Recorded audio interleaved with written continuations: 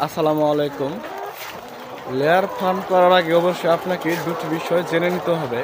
এক নম্বর বিষয় হচ্ছে লেয়ার ফার্ম ম্যানেজমেন্ট, অর্থাৎ লেয়ার ফার্মের সকাল থেকে শুরু করে লাইট অফ হওয়া পর্যন্ত যে কাজগুলো করতে হয়, যেমন খাদ্য দেওয়া, পানি দেওয়া, অসুস্থ হলে ওষুধ কীভাবে দিতে হয়, এগুলো আপনাকে ভালোভাবে জেনে নিতে হবে।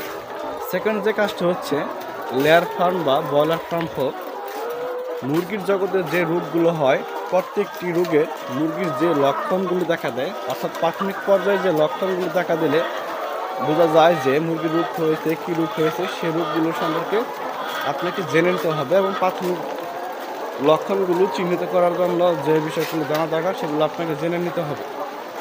কেননা প্রাথমিক লক্ষণ প্রকাশের 6 ঘন্টার মধ্যে যদি আপনি সঠিক চিকিৎসা দিতে পারেন, তাহলে আপনার ফার্ম মুরগির কোনো সমস্যা হবে না। করে দিলে সেটা অনেকাংশে সমস্যা সমাধান হতে পারে, না হতে পারে। সুতরাং এই দুটি বিষয় আপনাকে ভালোভাবে জেনে নিতে হবে।